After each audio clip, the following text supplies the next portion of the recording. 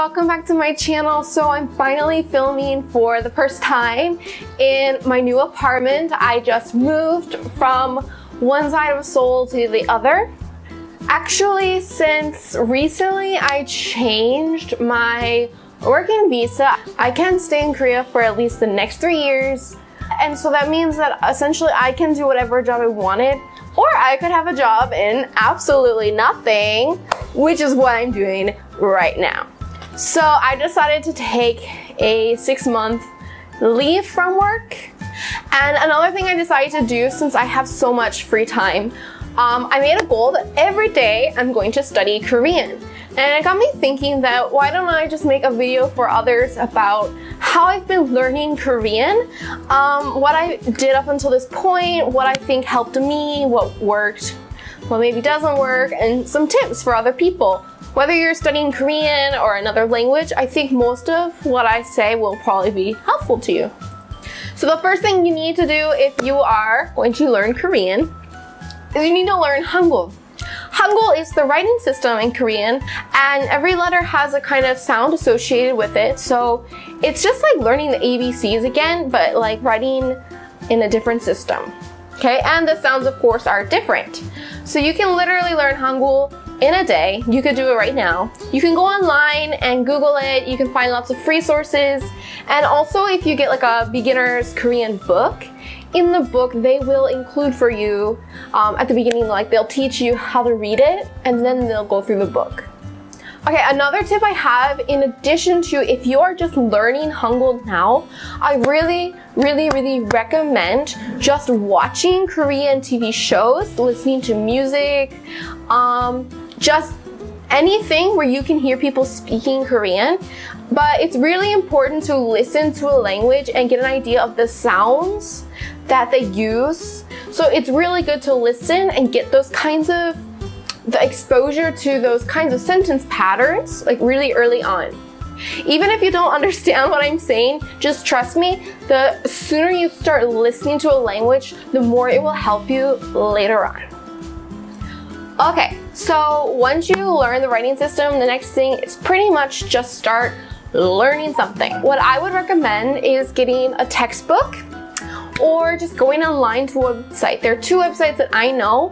One is howtostudykorean.com. The author of this website, he writes a lot of good explanations of grammar topics. So if you're really stuck, you can go on that website and the information there is very useful.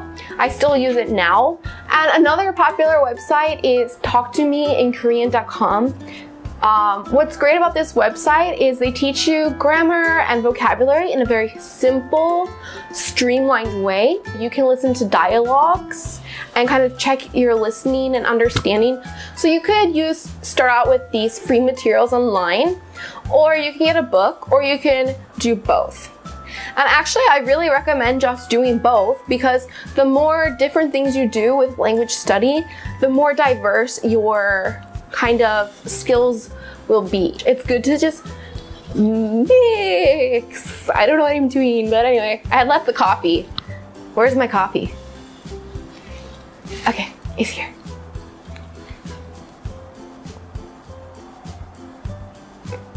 Okay, so essentially just get on one of those websites, get a book, anything. I personally used a book called Peje Korean. It's a book series from Peje University, which is a college in Daejeon, South Korea, which is the city I used to live in. So I used to go to a class there, and that was the book series that I used. Okay, and this brings me to my next point. If you're trying to learn a language, you need to go out there and take a class. Frankly, I love school, I love learning, I'm a nerd. But if you're gonna take time and possibly pay money to go to a class, there better be something about that class that's useful that you can't get by yourself. So personally, I think that you should prepare the material you're going to learn in class before you go. So in class, you can focus on just speaking and listening with your classmates and with your teacher. Because outside of class, be honest, like how much will you practice your Korean? I know when I studied French in university, Outside of my classes, I didn't use French too much. So you really, if you're in a situation where you're not using Korean a lot, you need to take advantage.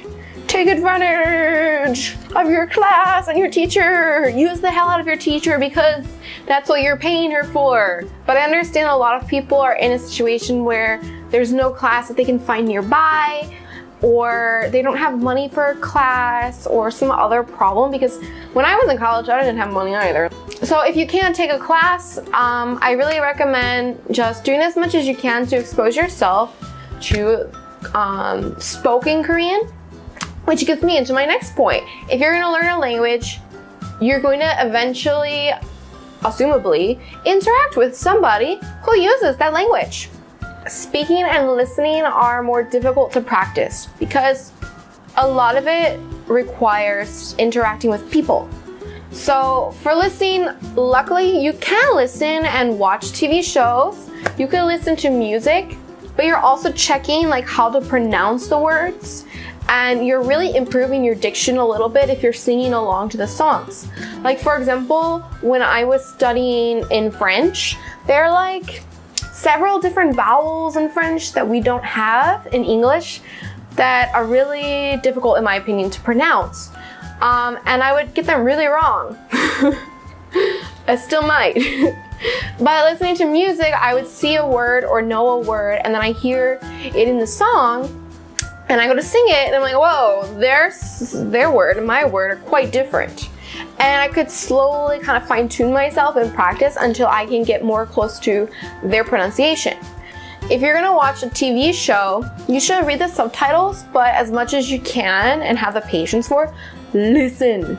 Listen to those people talking, because if you listen, you're gonna start to hear a few words that you know. And then there's gonna be a few words you don't know. I know this is quite obvious. Stay with me, okay? You might see in the subtitle, okay, this word, okay? I know the other words in the sentence, so looking at the subtitles, you can see, you know, okay, this translates to this, and you can kind of quickly pull out the word that you didn't know, like the meaning of the word. So basically, my main point through everything is just diversify. Okay, you can self-study as much as you want, but you do need a lot of listening material. And last is speaking. Speak Korean. Even if you're watching TV and listening to songs, it's like you can't really talk to them. You can, but you don't get any feedback by talking to them. You can talk to yourself. Okay, trying to express ideas to yourself, like talking out loud in Korean or any language that you're learning, is useful. It helps you practice thinking. Because anytime you go to speak in Korean, whether you're talking to yourself or to other people, you always have to think like, how do I say this? Try talking to yourself about a certain topic. And if you get stuck on something, you can see you need more work or what kind of words maybe you would want to study later to improve your kind of conversation. Also, there's the internet. I know there are a lot of like language exchange apps like Hello Talk and Duolingo and Hi Native.